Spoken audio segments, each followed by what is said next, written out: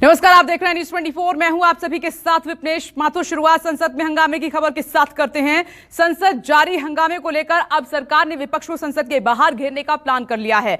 News 24 को मिली जानकारी के मुताबिक सरकार के सभी मंत्री संसद सत्र के बाद अलग अलग प्रदेशों का दौरा करेंगे और प्रेस कॉन्फ्रेंस कर विपक्ष की पोल खोलेंगे। जनता को यह बताने की कोशिश करेंगे कि संसद नहीं चलने से क्या क्या नुकसान हुआ। खासकर चुनावी राज्यों में यह मुद्दा जोर शोर से उठाया जाएगा। आप देख रहे हैं कि डे वन से विपक्ष की तरफ से संसद में हंगामा जारी है, लेकिन अब सरकार ये एक नई प्लानिंग, न्यूज 24 आपको ये बड़ी जानकारी दे रहा है कि बीजेपी ने प्लानिंग की है। सरकार की प्लानिंग कि मॉनसून सेशन खत्म होने के बाद तमाम राज्यों में जाएंगे, खासतौर पर वहां जहां पर इलेक्शन है, और विपक्ष की पोल खोलेंगे कि संसद ना चलने से कितना नुकसान हुआ है।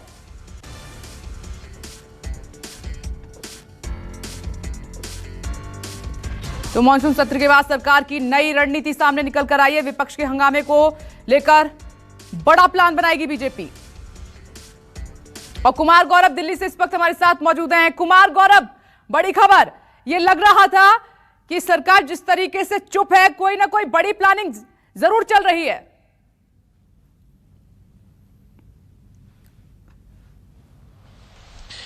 देखिए विपनेश, बिल्कुल संसद का सत्र अगर एक तरीके से कुछ एक बिल को अगर छोड़ दे तो पूरा का पूरा संसद का सत्र विपक्ष के हंगामे की वजह से धुल गया है। और हालांकि विपक्ष का आरोप है कि सरकार चर्चा नहीं चाहती, सरकार कहती है कि विपक्ष हंगामा करती है।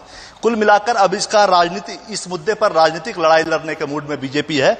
बीजेपी ने अपने सभी सांसदों, सभी प्रदेश अध्यक्षों, सभी प्रदेश के जो पदाधिकारी हैं और प्रदेश के जो इंचार्ज हैं, सबको ये बता दिया है कि मानसून सत्र 13 तारीख को खत्म होने के बाद और 15 तारीख को स्वतंत्र दिवस समारोह के बाद देश के तमाम जिलों में प्रेस कॉन्फ्रेंस करें। सभी सांसद अपने अपने इलाके में जाएं, वहां जाकर वो जनता को बताएं, प्रेस कॉन्फ्रेंस करो, आम जनों से मिले और लोगों को बताएं कि सरकार विपक्ष के हंगामे की वजह से देश का कितने 100 करोड़ रुपए का नुकसान हुआ है और जनता का जो विधायी कार्ड, जो 30-31 बिल सरकार ने रखे थे, वो पास नहीं हो सका। कुल मिलाकर पूरे मुद्दे पे कहीं ना कहीं संसद में जब सरकार अपनी बात नहीं रख पा रही है, उसके बाद बीजेपी यानी पार्टी ने तय किया और इवन सरकार के सभी मंत्री तमाम प्रदेशों का दौरा करेंगे और वहां प्रेस कॉन्फ्रेंस करेंगे जिला मुख्यालय पे या प्रदेश मुख्यालय पे कि कैसे विपक्ष ने संसद को नहीं चलने दिया, जबकि सरकार हर मुद्दे पे चर्चा चाहती थी। और ये पूरा कार्यक्रम चलेगा, लगभग 1 हफ्ते का ये कार्यक्रम होगा। खासकर उत्तर प्रदेश, उत्तराखंड जैसे जिन 5 राज्यों में 2022 के अर्ली में चुनाव है, उन राज्यों में विपक्ष के खिलाफ पूरा माहौल भाजपा बनाएगी। तमाम दिग्गज नेता इस चीज में उतरेंगे और पूरा आंकड़े के साथ या बीजेपी जनता के पास जाएगी कि सदन में विपक्ष की वजह से इतने 100 या इतने 1000 करोड़ का नुकसान हुआ, इतने विधायी कार्य नहीं हो सके जिससे जनता का लाभ हो सकता था। तो जाहिर तौर पे विपने से एक बड़ी प्लानिंग बीजेपी की कि अब सदन में सदन से बाहर सड़क पे विपक्ष को चुनाव के पहले घेरने की पूरी तैयारी हो गई है। कुमार गौरव, आप बने रहिए। एक और खबर, हिंदुस्तान स्वागत के लिए तैयार है। टोक्यो ओलंपिक में हिंदुस्तान का झंडा बुलंद करने वाले खिलाड़ी आज वतन वापस लौट रहे हैं। भारतीय खिलाड़ियों का दल टोक्यो से रवाना हो गया, इस वक्त की बड़ी खबर। और इन खिलाड़ियों में गोल्डन बॉय नीरज चोपड़ा भी शामिल है। दिल्ली लौटने पर सबसे पहले एयरपोर्ट पर इन खिलाड़ियों का भव्य स्वागत किया जाएगा। तमाम तैयारियां पूरी कर ली गई हैं और इसके बाद दिल्ली के होटल अशोका में खिलाड़ियों को एक कार्यक्रम में सम्मानित किया जाएगा। इन खिलाड़ियों को प्रधानमंत्री नरेंद्र मोदी भी वीडियो कॉन्फ्रेंसिंग के जरिए संबोधित कर सकते हैं। और ये तस्वीरें आप देख रहे हैं जब टोक्यो से ये भारतीय दल रवाना हुआ है और तकरीबन 5:30 बजे के आसपास आपको ये एयरपोर्ट पर नजर आएंगे। हिंदुस्तान की जमीन पर एक बार फिर से कदम रखेंगे ये तमाम खिलाड़ी। हंसते हुए चेहरे, बजरंग पुनिया को आप देख रहे हैं, नीरज चोपड़ा को आप देख रहे हैं। 2 तस्वीरें इस वक्त आपकी टीवी स्क्रीन पर। टोक्यो से भारतीय दल रवाना हो चुका है। सबसे पहले एक्सक्लूसिव खबर न्यूज 24 आप तक पहुंचा रहा है। दिल्ली एयरपोर्ट पर हो रहा है इंतजार और शाम 5:30 बजे फ्लाइट लैंड करेगी। और पल्लवी हमारे साथ मौजूद हैं। पल्लवी, एक्सक्लूसिव जानकारी, 5:30 बजे भारतीय जमीन पर कदम रखेंगे। टोक्यो से दल रवाना हो चुका है, उड़ान भर चुका है।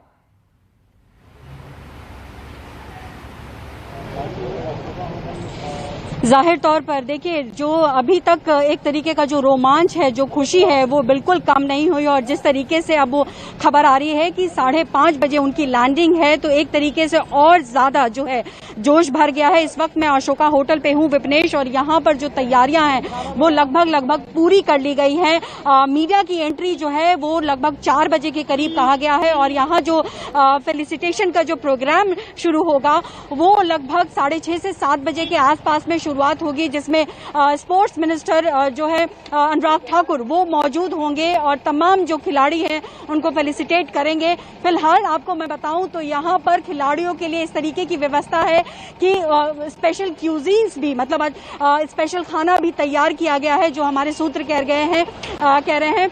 आपको बताएं तो जिस तरीके से नीरज चोपड़ा के लिए कहा जा रहा था कि उनको चूरमा बहुत पसंद है, तो यहाँ अशोका होटल में चूरमा भी स्पेशली बनाया गया है। तो बहुत सारे स्पेशल क्यूजीन हैं जो कि तैयार किए गए हैं हमारे उन खिलाड़ियों के लिए जिन्होंने एक तरीके से पूरे देश को गौरवान्वित किया है। तो 5:30 बजे का वक्त है जब वो एयरपोर्ट पर लैंड करेंगे। फिर वहां पर जो है एयरपोर्ट पे भी तैयारी की गई है, वहां पर भी जो तैयारी है एक तरीके से कहा जाए तो उनके सम्मान के लिए तमाम तैयारियां वहां भी है। वहां पर थोड़ी देर रुक कर फिर वो अशोका होटल की तरफ रुख करेंगे। और यहाँ पर जैसे कि मैं आप लगातार बता रही हूँ कि देखिए धीरे धीरे यहाँ पर कई ऐसी वैन्स आई हैं जो कि यहाँ अंदर जो तैयारी चल रही है उसके लिए सामान लेकर यहाँ पर पहुंच रही हैं। तो ऑलमोस्ट यहाँ पर मैं कह सकती हूँ कि अशोका होटल में तैयारियां पूरी हो चुकी है। बस इंतजार है खिलाड़ियों का जिन्होंने देश का नाम रोशन किया है। और सिर्फ मैं ये यहाँ दिल्ली में, देश की राजधानी बेशक है, सबकी निगाहें यहाँ पर जरूर टिकी हुई होंगी, लेकिन इस वक्त जब पूरा देश जो है टकटकी लगाए देख रहा है कि कब जो है जो हमारे खिलाड़ी है जिन्होंने इतना नाम रोशन किया है वो पहुंचे, और यहाँ पर जिस तरीके से फैसिलिटेशन का प्रोग्राम शुरू होगा उसको भी टकटकी लगाकर लोग देखने के लिए बेताब है। विपनेश। ओके पल्लवी, देखिए अशोका होटल तैयार है और वहां पर स्वागत की भव्य तैयारियां की गई हैं। एयर इंडिया AI 307 ये फ्लाइट नंबर है जिसमें ये तमाम खिलाड़ी टोक्यो से रवाना हो चुके हैं। 5:30 बजे यहां पर पहुंच रहे हैं हिंदुस्तान। टोक्यो ओलंपिक में के पदक वीरों का संसद के दोनों सदनों में भी बधाई दी गई है, सुनिए। Commendable performance of our contingent in the Tokyo Olympics that concluded yesterday, defining Tokyo movement for our nation in proper perspective. The Tokyo Games turned out to be the best Olympic movement for our nation in the last 121 years of its Olympic journey. मुझे सदन को सूचित करते हुए प्रसन्नता हो रही है कि टोक्यो ओलंपिक में नीरज चोपड़ा ने जेवेलिन थ्रो प्रतियोगिता में भारत के लिए पहला स्वर्ण पदक जीतकर एक नया इतिहास रचा है। भारत को टोक्यो ओलंपिक में 1 स्वर्ण, 2 रजत, 4 कांस्य पदक सहित कुल 7 पदक प्राप्त हुए हैं। आज तक के ओलंपिक इतिहास में भारत का सर्वश्रेष्ठ प्रदर्शन रहा है।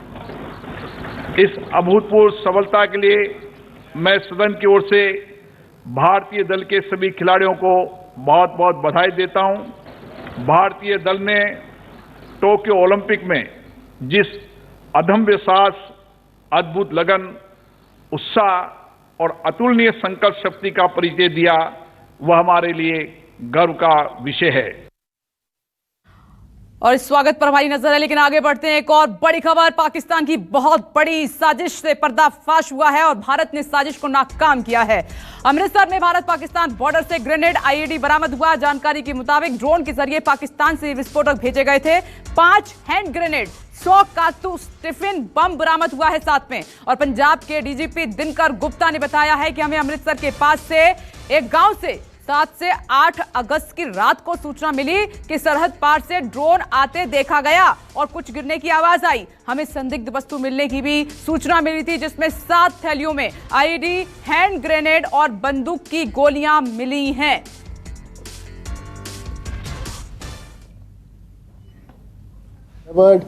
Through a drone from across the border कुछ हैंड ग्रेनेड्स रिकवर हुए हैं, कुछ कार्ट्रिजेस रिकवर हुए हैं।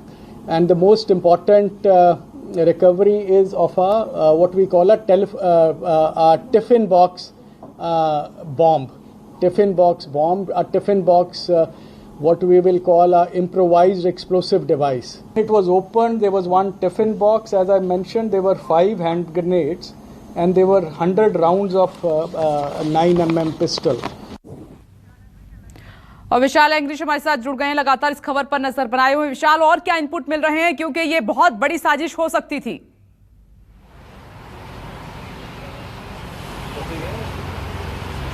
देखिए, बहुत बड़ी साजिश हो सकती थी और है भी, क्योंकि जिस तरह से टिफिन को पूरी तरह तैयार किया गया था और पूरी तरह एक्टिव कर दिया गया था बम को, और उसमें 2 किलो जो RDX लगाया गया था, और यदि कोई भी हाथ लगाता तो कहा जा, जो हमारे सूत्र बता रहे हैं कि ये बम ब्लास्ट हो जाता और ये किसी भीड़ भाड़ वाली जगह पर इसको प्लांट किया जाना था। लेकिन पहले ही जिस तरह से लगातार ही पाकिस्तान की ISI और पाकिस्तान के दूसरी जो एजेंसियां हैं लगातार ही पंजाब में गड़बड़ करवाना चाहती हैं, लेकिन जो पंजाब का इंटेलिजेंस नेटवर्क है वो काफ़ी बड़ा भी है, और हमेशा ही जब भी कोई भी ड्रोन आता है, जहां कोई भी कंसाइनमेंट आती है, तो सुरक्षा एजेंसियों को उसका पता लग जाता है और तुरंत इसको धर पकड़ लिया जाता है। और यही कारण भी हुआ कि लगातार ही पुलिस और इंटेलिजेंस एजेंसियों के पास इनपुट्स आ रहे थे कि पाकिस्तान की ओर से ड्रोन भेजा जाना है, और हुआ भी यही। और जब ड्रोन भेजा गया तो जो इंटेलिजेंस एजेंसियों के लोग थे, जहां पुलिस के अधिकारी थे, वो भौचक्के रह गए जब उन्होंने काफ़ी मात्रा में हैंड ग्रेनेड पकड़े। और पहली बार हुआ है कि पूरी की पूरी तरह जो IED को पूरी तरह एक्टिव करके भेजा गया था, और ये कहा जा रहा था कि किसी बड़ी जगह पर इसका इस्तेमाल किया जाना था। फिलहाल जो सुरक्षा एजेंसियां हैं वो जांच करने में जुटी हुई हैं कि इसका इस्तेमाल 15 अगस्त को किया जाना था, या किसी बड़े राजनेता के ऊपर किया जाना था, या किसी भीड़ भाड़ वाली जगह के ऊपर किया जाना था। ये सारी बातें अभी जांच चल रही है और पुलिस इसका खुलासा नहीं कर रही है। लेकिन जो हमारे सूत्र हैं वो बता रहे हैं कि लगातार ही जो इनपुट्स भी आ रहे थे पाकिस्तान के जो हमारे एजेंट हैं उनके द्वारा भेजे जा रहे थे, तो उन्हीं के माध्यम से लगातार पंजाब के कोने कोने पर अलर्ट कर दिया गया है, और अलर्ट के मद्देनजर ही ये इतनी बड़ी कंसाइनमेंट सुरक्षा एजेंसियों के हाथ लगी है। विशाल, बहुत बहुत शुक्रिया ये बड़ी जानकारी देने के लिए। आप सोचिए कि अगर ये जो विस्फोटक बरामद हुआ है कहीं पहुंच जाता जो मकसद था तो क्या से क्या हो सकता था, लेकिन यहां पर सुरक्षा वालों की तारीफ करनी होगी। अब बात करते हैं जल तांडव की। MP राजस्थान के बाद अब यूपी में आसमान से आफत लगातार बरस रही है। यूपी के कई इलाके इन दिनों जलमग्न हो गए हैं, और लगातार हो रही बारिश से गंगा, यमुना समेत कई नदियां उफान पर हैं। प्रयागराज, वाराणसी, गोंडा और झांसी में बाढ़ से कोहराम मचा हुआ है। रिहायशी बस्तियों में इस कदर पानी भर गया है कि लोग अपना घर बार छोड़कर पलायन करने के लिए मजबूर हो गए हैं। इसी पर एक रिपोर्ट आपको दिखाते हैं।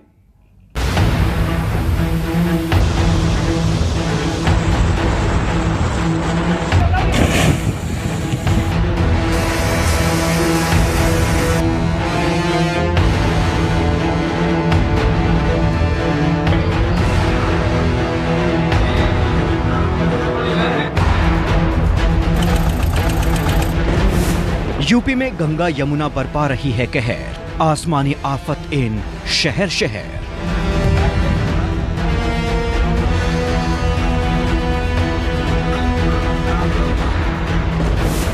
ना घर बचा, ना खेत खलियान, सब कुछ डूब गया इन तूफान।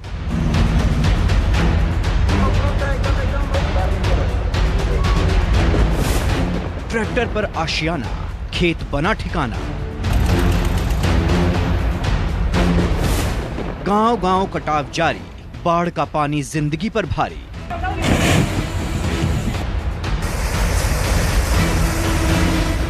क्या सड़क, क्या खेत, क्या गांव, क्या मोहल्ला, हर जगह आसमान से आफत बरस रही है। पूर्वी यूपी में पिछले कुछ दिनों से लगातार हो रही बारिश ने नदी को लबालब कर दिया है। नदी की हाहाकारी लहरें रिहायशी बस्तियों में तांडव कर रही हैं। मोहल्लों में कई फीट तक पानी जमा हो गया है। घरों में घुटनों तक पानी भर चुका है। लोग पलायन को मजबूर हैं। गली, मोहल्ले, हर जगह नाव ही एकमात्र सहारा है। प्रयागराज हो या वाराणसी, झांसी हो या गोंडा, हर जगह लोग बाढ़ के पानी से त्राही त्राही कर रहे हैं। प्रयागराज और वाराणसी में लोग घर छोड़ने को मजबूर हो गए हैं। वहीं झांसी और गोंडा में बाढ़ का खतरा मंडराने से लोगों की चिंता बढ़ गई है।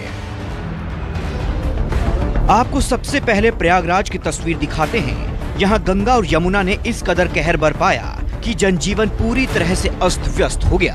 देखिए कैसे सड़क पार करने के लिए लोग नाव का सहारा ले रहे हैं। यही नहीं, रिहायशी बस्तियों में भी बाढ़ का पानी कोहराम मचा रहा है। मोहल्लों में इस कदर पानी चलने लगा है जैसे मानो ये कोई लोगों की बस्ती नहीं बल्कि नदी हो। घरों में घुटने तक पानी है।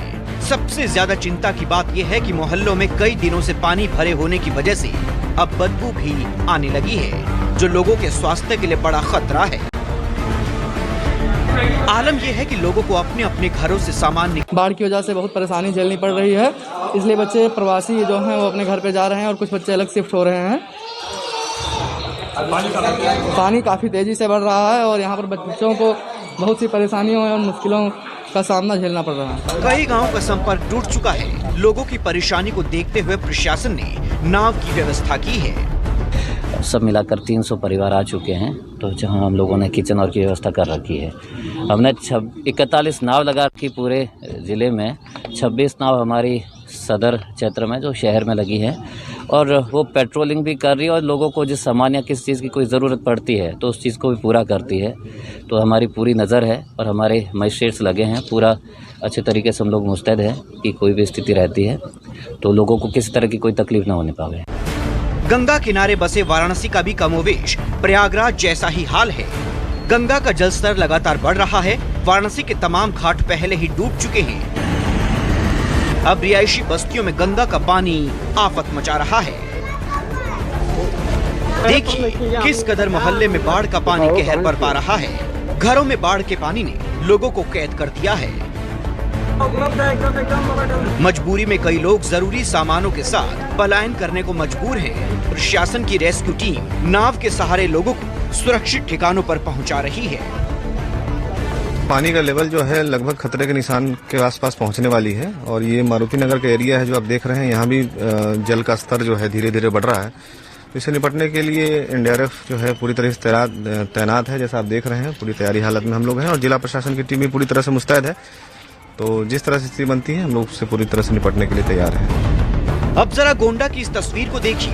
1, 2, 3, 4, 5, 6 और 7।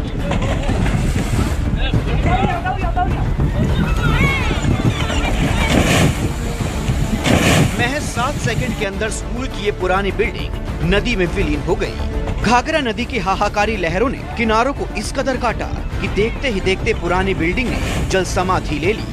गोंडा में घाघरा नदी का कोहराम इतने पर भी नहीं थमा। कई जगहों पर घाघरा की कहर बरपाती लहरें किनारों का कटाव कर रही हैं। आसपास के इलाकों में बाढ़ का खतरा मंडराने लगा है। लोग सुरक्षित ठिकानों की ओर पलायन करने लगे हैं। लगभग 80 घर हमारे यहाँ के कट चुके हैं। ये दूसरी जगह के लिए पलायन कर चुके हैं। तो इसके लिए प्रशासन क्या कर रहा है? कुछ नहीं कर रहा है। यहाँ हम लोग कई बार इसका फोटो भी भेज चुके हैं। यहाँ लोग प्रतिदिन आते हैं, देखते हैं इसको। यहाँ पर कोई कार्य नहीं हो रहा है। यहाँ पर बहुत बड़ी समस्या है। लगभग यहाँ 80 घर नदी में समाहित हो चुके हैं यहाँ के। झांसी में बेतवा नदी उफान पर है। नदी का जलस्तर लगातार बढ़ने से परीक्षा बांध को खोल दिया गया है।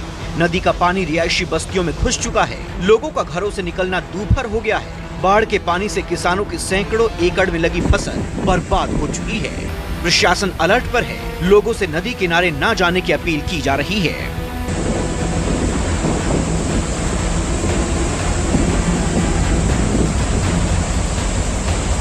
नदी के तट पर जितने भी गांव हैं उन समस्त गांव वालों को हमारे निगरानी समितियों के माध्यम से और हमारे कंट्रोल रूम के माध्यम से सचेत किया गया है। और इसके संबंध में जो हमारी एनडीआरएफ टीम है, एसडीआरएफ टीम है और साथ में हमारे जो सेना विभाग की जो हेली डिवीज़न है, इन सब लोगों को अलर्ट करके हम अपनी तैयारी पूरी कर चुके हैं। बहरहाल यूपी के कई इलाके इन दिनों बाढ़ की चपेट में हैं। लगातार हो रही बारिश से कई इलाकों में बाढ़ का खतरा मंडरा रहा है। शासन से लेकर प्रशासन तक अलर्ट मोड पर है। Bureau report, news 24। और इन्हीं तस्वीरों के साथ एक छोटा सा ब्रेक, फौरन लौट रहे हैं, देखते रहिए न्यूज़ 24। नमस्कार, मैं हूं मानक गुप्ता। अगर आपको हमारा ये वीडियो पसंद आया हो तो इसे लाइक और शेयर जरूर करें, और हां, हमें सब्सक्राइब और फॉलो करना ना भूलें ताकि आप देश और दुनिया की कोई खबर मिस ना करें। तो जुड़े रहिए हमारे साथ और देखते रहिए न्यूज़ 24।